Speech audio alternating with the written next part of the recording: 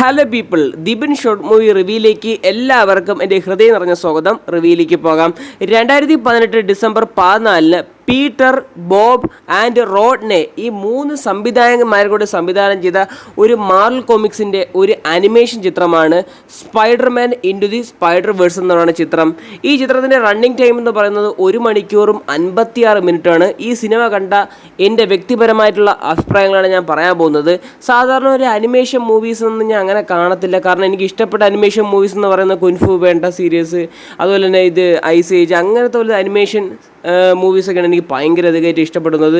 പക്ഷേ ഈ സിനിമ മനസ്സോടെയാണ് ഞാൻ ഇന്ന് കണ്ടപ്പം മൈൻഡ് ബ്ലോയിങ് എക്സ്പീരിയൻസ് സാധനം തന്നെയാണ് ഈ Spiderman into the Spiderverse എന്ന് പറയുന്ന ചിത്രം. മസ്റ്റ് വാച്ചബിൾ ചിത്രം എന്ന് തന്നെ പറയേണ്ടിയിരിക്കുന്നു. കാരണം എന്ന് വെച്ചാൽ ഈ സിനിമ എന്തുകൊണ്ട് ഞാൻ എത്രയും കാണാൻ താമസിച്ചു എന്ന് ഈ സിനിമ കണ്ടു കഴിഞ്ഞപ്പോഴാണ് ഈ കാര്യം മനസ്സിലായത്.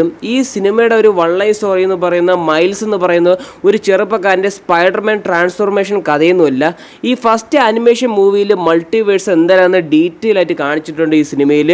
ഇപ്പോൾ ഈ മൾട്ടിവേഴ്സ് ഓപ്പൺ ആക്കുമ്പോൾ തന്നെ ഈ മൈൽസ് എന്ന് പറയുന്ന ചെറുപ്പക്കാരന് പാസ്റ്റിലും പ്രസൻറ്റും ഫ്യൂച്ചറിലുള്ള ഒരുപാട് സ്പൈഡർമാനെ പരിചയപ്പെടാൻ പറ്റുന്നുണ്ട്. അതുമാത്രമല്ല ഈ വില്ലൻ എന്ന് പറയുന്നത് എന്നെ അധികം സർപ്രൈസായിട്ട് പെടുത്തിയിട്ടുള്ള ഒരാളാണ്. ഈ വില്ലൻ എന്ന് പറയുന്നത് നല്ലൊരു വില്ലൻ തന്നെയാണ്. കാരണം വെച്ചാൽ ഞാൻ കണ്ടുവന്നൊരു സീരീസിലെ വില്ലൻ തന്നെയാണ്. ആ വില്ലൻ ഇതിൽ വരുമെന്ന് ഞാൻ ഒരിക്കലും പ്രതീക്ഷിച്ചില്ലായിരുന്നു.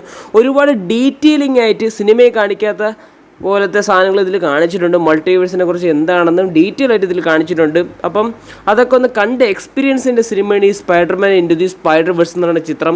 ഈ ചിത്രത്തിൻ്റെ ഫസ്റ്റ് പാർട്ടാണ് ഇപ്പോൾ ഞാൻ കണ്ടിട്ടുള്ളത്. എനിക്ക് ഗംഭീരമായിട്ട് ഇഷ്ടപ്പെട്ടു. കിടിലൻ മ്യൂസിക്, പിന്നെ അത്യാവശ്യം നല്ല കോമഡി ഉണ്ട്, പിന്നെ ഇമോഷണൽ സീൻസൊക്കെ നല്ല നെഞ്ചിലോട്ട് ആഴത്തിലോട്ട് കയറുന്നുണ്ട്. കാരണം ഒരു പ്രേക്ഷകൻ എന്ന നിലയിൽ ഞാൻ അധികം സന്തോഷം തന്നെ പറയേണ്ടിയിരിക്കുന്നു. കാരണം ഈ സിനിമ എന്തുകൊണ്ട് ഞാൻ താമസിച്ച് കണ്ടു എന്നൊരു നിരാശ മാത്രമേ എനിക്കുള്ളൂ.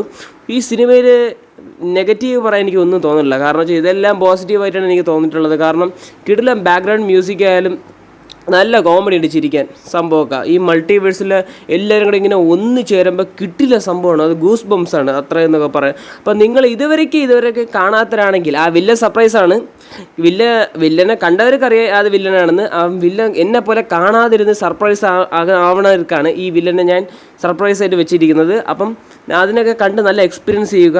നല്ലൊരു സിനിമയാണ്. ഇതുവരെയൊക്കെയും ഈ സിനിമ കാണാത്തവരായിട്ടുണ്ടെങ്കിൽ നെറ്റ്ഫ്ലിക്സിൽ അവൈലബിൾ ആണ്, ജിയോ സിനിമയിൽ അവൈലബിൾ ആണ്, അങ്ങനെ കുറച്ച് പ്ലാറ്റ്ഫോമിൽ ഈ സിനിമ അവൈലബിൾ ആയി തുടങ്ങിയിട്ടുണ്ട്. അപ്പോൾ ചെന്ന് കണ്ട് എക്സ്പീരിയൻസ് ചെയ്യുക.